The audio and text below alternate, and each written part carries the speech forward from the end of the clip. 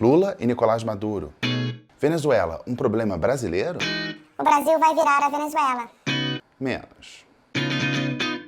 Abaixo o imperialismo. Como lidar com a Venezuela? Reconhecer ou não reconhecer? Hein?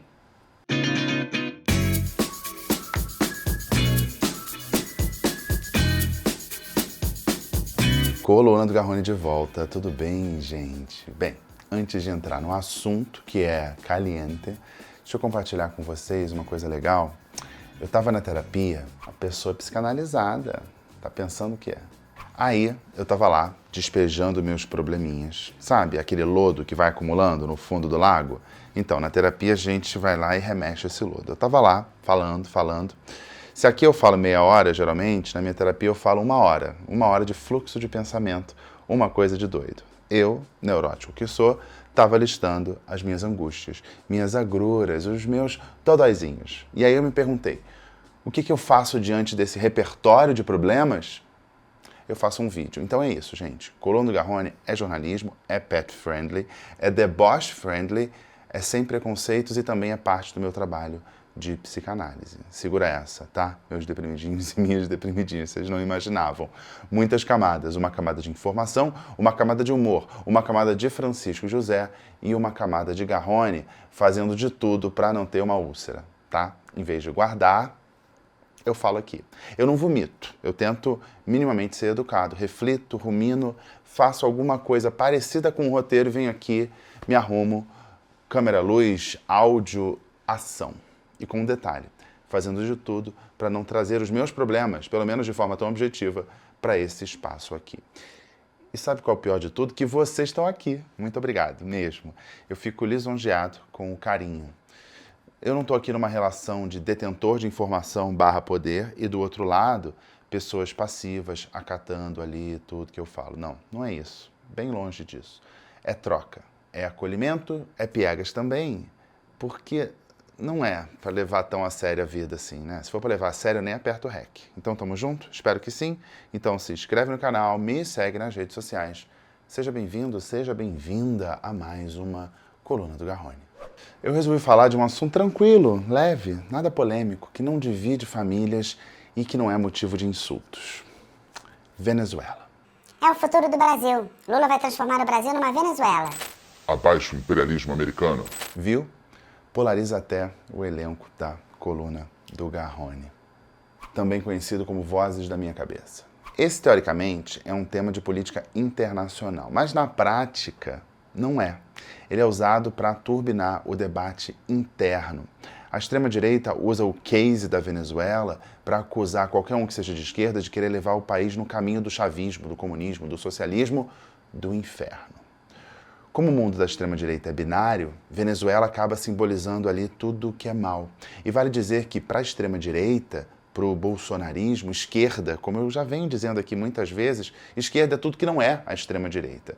E o exemplo da Venezuela, um país que foi e segue indo por um caminho muito errado, vira uma espécie de profecia para qualquer projeto de esquerda no Brasil. Como se o projeto de esquerda fosse só esse, né, do chavismo. No fim das contas, a gente sabe uma ditadura. Bem, eu e você, terrabolistas, sabemos que não. Ser de esquerda não é apoiar o regime da Venezuela.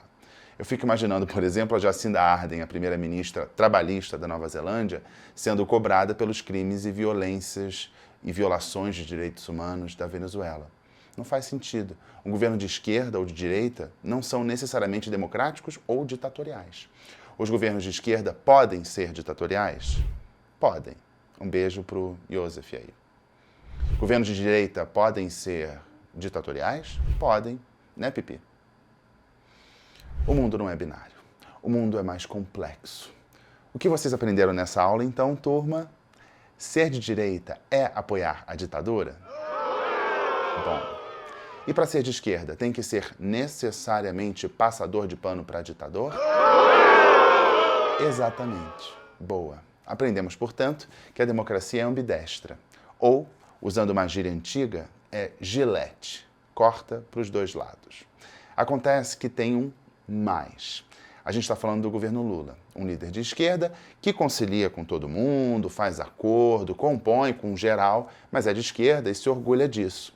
Ser de esquerda não é apoiar a ditadura de esquerda, mas, na realidade dessa América Latina de meu Deus, a banda não toca assim. É claro que a extrema-direita passa pano para ditaduras, seja a ditadura brasileira ou ditaduras de direita no exterior, mas não vou falar disso porque eu já fiz milhões de vídeos sobre isso. Pois é, a Venezuela é o que é, e a esquerda tem uma resistência de criticar não o povo, o país, mas o regime. Vamos falar de Venezuela, então. E aí, pode me chamar de doido, mas Doido. é força de expressão. Eu não sou tão doido assim. Bem, eu me amarro em ler uns relatórios. Por hobby, por hobby. Há quem prefira poesia, TikTok, masturbação, site de fofoca. Eu leio uns relatórios aí de direitos humanos. Eu gosto. É um jeito de conhecer a realidade de outros países, porque eu acho, sinceramente, que o jeito que um país trata seus presos, seus opositores, minorias, os mais vulneráveis, tudo isso diz muito sobre o país. E qual é a pior fonte para ler sobre o país?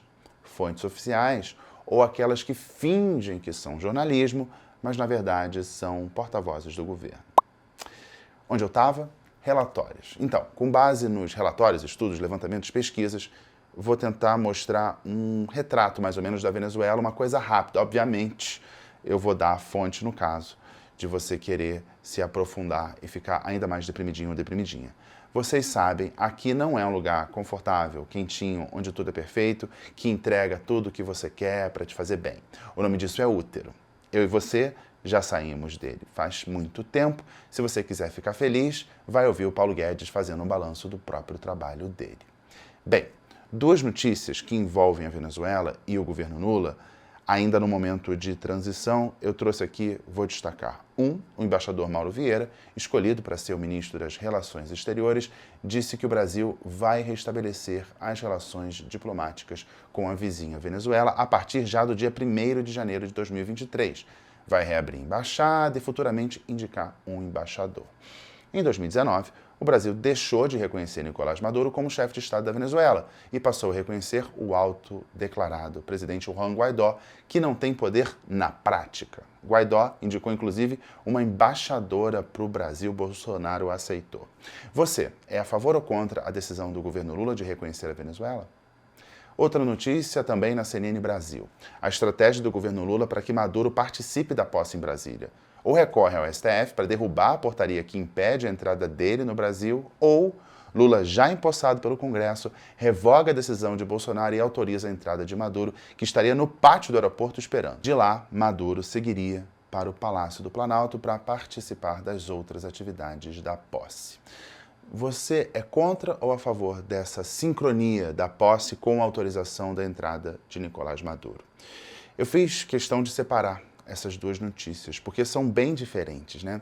Afinal, Lula deve restabelecer as relações com a Venezuela, governada pelo ditador Nicolás Maduro. E 2, Lula deve recorrer à justiça ou assinar como uma das suas primeiras medidas a autorização para a entrada do ditador Maduro no Brasil logo no primeiro dia de governo? Eu vou deixar essas duas perguntas no ar. Antes, eu queria mostrar como duas ONGs super respeitadas estão vendo a situação da Venezuela hoje. Afinal, a quantas anda a Venezuela? Relatos da Human Rights Watch coincidem com as informações da Anistia Internacional. O governo de Nicolás Maduro e as forças de segurança dele são responsáveis por execuções extrajudiciais, desaparecimento e prisão de opositores, de processar civis em cortes militares, de torturar presos e de reprimir protestos. A Anistia fala de uma coisa horrorosa, que é uma prática péssima, que recebe o nome curto em alemão de Siebhaft, ou seja, quando autoridades sequestram ou prendem parentes de uma pessoa procurada como uma estratégia para que essa pessoa se entregue. Sippenhaft, acho que é assim. Dados do escritório do Alto Comissariado das Nações Unidas para os Direitos Humanos, olha só, de 2016 a 2019, mais de 19 mil pessoas foram assassinadas por resistência à autoridade, é o que chamamos no Brasil de auto de resistência. Pode ser execução sumária. O sistema judicial está do lado do regime e seria cúmplice desses abusos, diz a Human Rights Watch. Lembrando que há quase 20 anos a Suprema Corte passou por um processo de chavização. Inventei essa palavra. Foi quando Hugo Chávez indicou 12 novos ministros para a corte, que acabou perdendo a sua independência, algo que Bolsonaro ensaiou fazer aqui no Brasil. Na eleição, uma corte uma comissão eleitoral da União Europeia concluiu que opositores do regime foram arbitrariamente banidos de concorrer e tiveram espaço desigual na mídia. Lembrando, em 2021, o Tribunal Penal Internacional abriu investigação contra o regime de Maduro por crimes contra a humanidade cometidos na Venezuela. E aí, citando a diretora da Human Rights Watch para as Américas, ela conta que o Tribunal Penal está meio paralisado, porque tem um princípio importante na Corte, que é o princípio da complementariedade, ou seja, a responsabilidade primeira para julgar é do país. Só quando a justiça nacional falha é que a justiça criminal internacional pode operar. E aí, segundo ela, está tudo meio que parado porque o regime da Venezuela alegou justamente isso, que as instituições estariam funcionando. Só que aí foram ver o pouco que investigam e punem são crimes cometidos por gente de baixa patente, crimes menores, não atacam ali a questão sistêmica da repressão do regime, ou seja, Maduro fazendo de tudo para atrapalhar qualquer tipo de investigação. Eu vou abrir um parênteses aqui para falar de um prédio que, como diria minha avó, epitomiza, ou seja, sintetiza, resume o que virou a Venezuela. Ou para mostrar que eu fiz um bom ensino médio, uma instituição que é uma metonímia da ditadura venezuelana. Vamos lá. El Helicoide é o nome desse prédio aí. Para quem não fez um bom ensino médio, helicoide é uma coisa em forma de hélice, tá? Geometria à parte, esse prédio foi construído nos anos 50 para ser o shopping mais das Américas, com circuito interno de TV, elevadores super rápidos, alta tecnologia na época, cinema, hotel, heliponto, deu uma geral, obra abandonada, incompleta. Na década de 70, o prédio virou estatal. Essa promessa, esse prédio futurista, virou a sede de vários órgãos de segurança, como, por exemplo, o Serviço de Inteligência / Espionagem, né? O Serviço Bolivariano de Inteligência Nacional, que é como se fosse a CIA ou a BIM da Venezuela. E foi tido como o pior centro de tortura da Venezuela. Ficou muito conhecido quando teve aquela onda de protestos em 2014, foram meses de protesto, dezenas de mortos, milhares de presos, centenas de estudantes foram lá. Passaram meses nesse lugar, numa prisão ilegal. Os prisioneiros chegaram a dar um apelidinho assim de inferno na terra para o El Helicoide, que era para representar a prosperidade e acabou simbolizando o fracasso do país. El Helicoide, uma metáfora da Venezuela. Fecha parênteses. Voltando ao tema principal, a gente tem que pensar no Brasil como uma liderança, no mínimo, regional. Sendo assim, tem aí uma responsabilidade ou uma expectativa de liderança brasileira na América Latina. E aí, acho que vale compartilhar com vocês outro texto da Human Rights Watch, esse endereçado especialmente ao presidente Lula, assinado pela diretora da Human Rights Watch no Brasil. E ela traz uma questão pra gente bastante interessante. Lula prometeu conduzir o Brasil de volta à cena internacional. Pois bem, então tem uma recomendação. É que ele não seja dúbio quando o assunto são os direitos humanos, assim como fez Bolsonaro, que criticava Cuba e Venezuela, mas pagava p***. Ela não fala pagar p***, ela fala cheer, né, que eu vou traduzir como pagar p***. Bem, Bolsonaro atacava Cuba e ataca Cuba e Venezuela e paga p*** para Vladimir Putin da Rússia e Viktor Orbán da Hungria. A diretora da Human Rights Watch Brasil lembra que quando era presidente, Lula manteve o silêncio sobre as agressões graduais de Hugo Chávez à democracia da Venezuela. O chamado da Human Rights Watch é o seguinte: que Lula fale e haja para proteger a democracia e os direitos humanos, independentemente da filiação política. E já que Lula deve restabelecer as relações diplomáticas com a Venezuela, a recomendação é que ele tome medidas para garantir que o reconhecimento venha junto com o avanço dos direitos humanos e também com eleições livres, justas. E mais, o Lula deve exigir a libertação de presos políticos. E a frase que eu acho que resume bem é a seguinte: conforme o Brasil se prepara para reemergir no cenário global, o país deve tomar passos inequívocos para desfazer a política externa desorientada, é uma referência ao Bolsonaro, e abandonar os dois pesos em relação aos direitos humanos. Vou repetir. Conforme o Brasil se prepara para reemergir no cenário global, o país deve tomar passos inequívocos para desfazer a política desorientada e abandonar os dois pesos em relação aos direitos humanos, fecha aspas. Palavra da Maria Laura Canineu, diretora da Human Rights Watch no Brasil. Leiam um texto dela e da representante da Human Rights Watch para as Américas, links na descrição. Bem, diante desses relatos escabrosos, eu refaço as perguntas que eu lancei lá no meio do vídeo. Primeiro, Lula deve restabelecer as relações com a Venezuela, governada pelo ditador Nicolás Maduro? A opinião do Garrone é que sim, ser ou não uma ditadura não é critério para ter relação com países. O Brasil tem relações com China, com Rússia, com Arábia Saudita, com Egito, com Coreia do Norte. Tem embaixada em todos esses e muitos outros países. Reconhecer que Nicolás Maduro é chefe de Estado da Venezuela é só reconhecer o óbvio. Agora, reconhecer a autoridade de Maduro não quer necessariamente dizer endossar as suas práticas. Segunda pergunta. Lula deve recorrer ao Supremo ou assinar como uma das suas primeiras medidas a autorização para a entrada do ditador Maduro no Brasil no primeiro dia de governo? A se confirmar essa informação da CNN de que Lula faz esse esforço todo para mover o aparato de Estado para que Maduro participe da posse, mesmo que para isso precise tomar como uma das primeiras medidas a autorização da entrada do ditador no país, isso é feio e é um desgaste. É simbólico, mas na posse é tudo simbólico. E diante de muitos problemas do Brasil, seria mais adequado, até do ponto de vista do marketing, escolher medidas em áreas prioritárias de fato. Até para pautar a imprensa, né? Fome, racismo, acesso às armas, pobreza, sei lá. Mas Lula se esforça para restabelecer relações com a Venezuela logo no primeiro dia de governo. E mais do que isso, quer ter Maduro presente na posse. Parece quase um capricho, um encontro de velhos amigos, muito amigos. E reforça a ideia, que não tem fundamento, mas é muito difundida pelos bolsonaristas, de que com Lula O Brasil vai virar a Venezuela. Pois é, Maduro presente na posse soa como se a profecia bolsonarista estivesse se concretizando. Por que não aproveitar a volta das relações diplomáticas com a Venezuela para fazer, como sugere a Human Rights Watch, e impor ali algumas condições, pelo menos cobrar um vetor democrático? Falar em libertação de prisioneiros políticos e avanço dos direitos humanos. Não é nada tão sofisticado. É só fazer cumprir os princípios da OEA, a Organização dos Estados Americanos. Por que não? Eu arrisco dizer que é para não desagradar setores do partido dele que estão à esquerda de Lula. Viva a autodeterminação dos povos. Pois é, esse é o discurso. Autodeterminação num país sem democracia. E tem também um discurso mofado do anti-imperialismo, como se os embargos, as sanções contra a Venezuela fossem desculpa para violação sistemática dos direitos humanos. A oposição da Venezuela é super democrática? Não. Tem um apoio externo? Tem. Isso legitima a tortura? Não. Não dá para criticar Bolsonaro por apoiar a tortura e, quando o assunto é Maduro, vir com esse paninho, passando pano. Eu sou um tanto quanto ingênuo, eu acho, mas eu espero que um dia a defesa dos direitos humanos na política externa brasileira seja genuína e técnica, não importando quem esteja cometendo o crime. E que não seja só um álibi para atacar o opositor.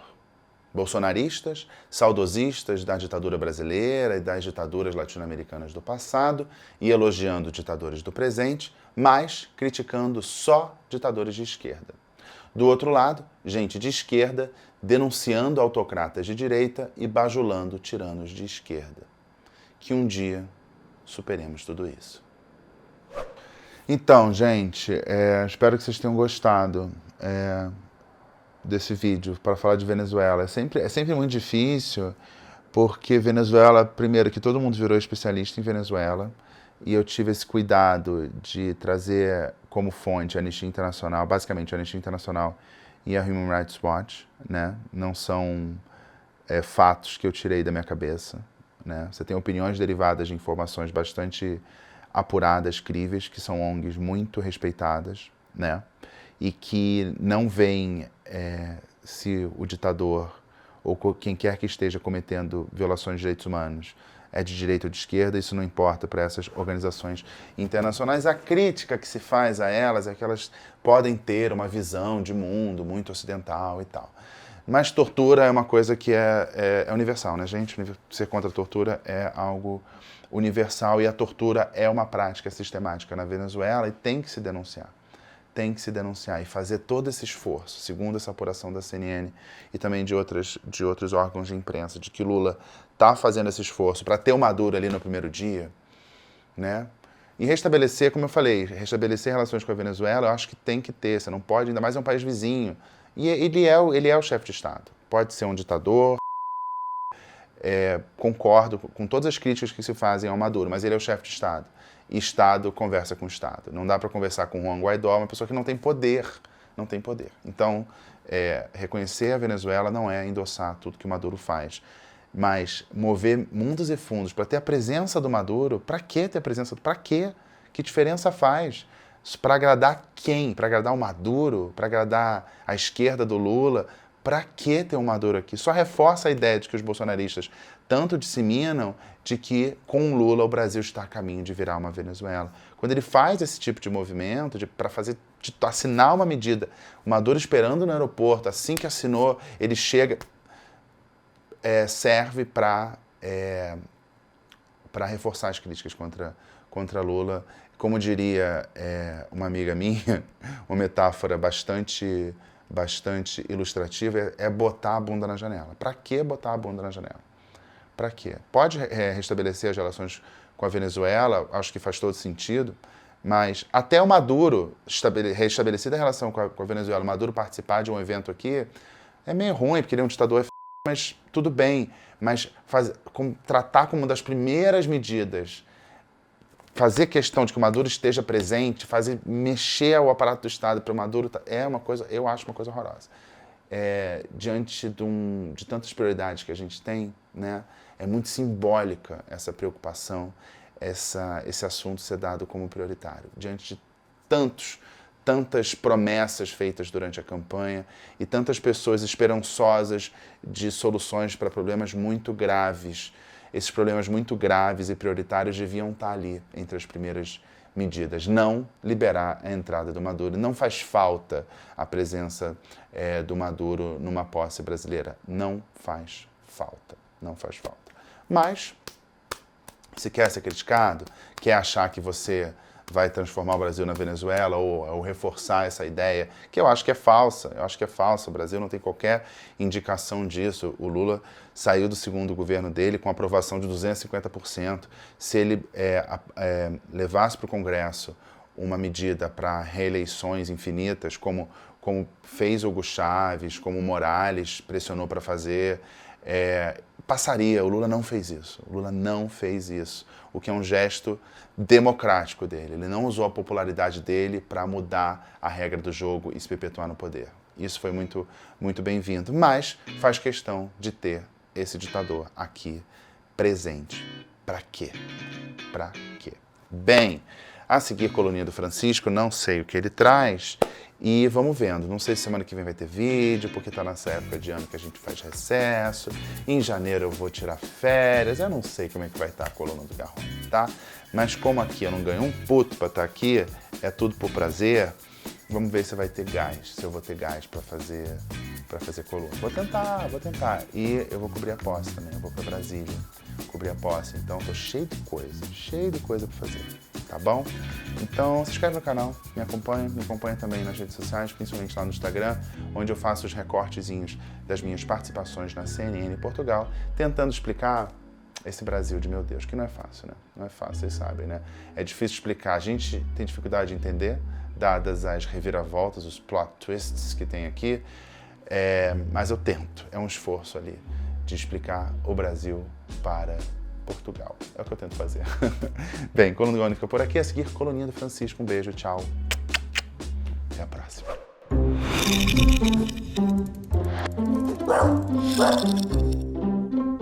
Olha isso aqui, gente. O Francisco José tomou banho e ganhou uma bandana natalina. Ou babador, né? Escolhe aí como você quiser. Né, Francisco? Ih, já soltou. Calma aí. Vou ajeitar. Pronto. É porque essas bandaninhas são para aqueles cachorros que tem um pescocinho pequeno. O Francisco tem um pescoço aqui, é o pescoção dele. Mas ficou bonito? Tá natalino? Ficou bom, Francisco? Tá curtindo? O que temos aqui? Tem Papai Noel, tem Duende, tem Bengala, tem ali um arranjinho, esqueci o nome disso, né? Tá bonito. Francisco pronto pro Natal. Né? Né, Franciscão? Pronto pro Natal. Feliz Natal, Francisco. Feliz Natal.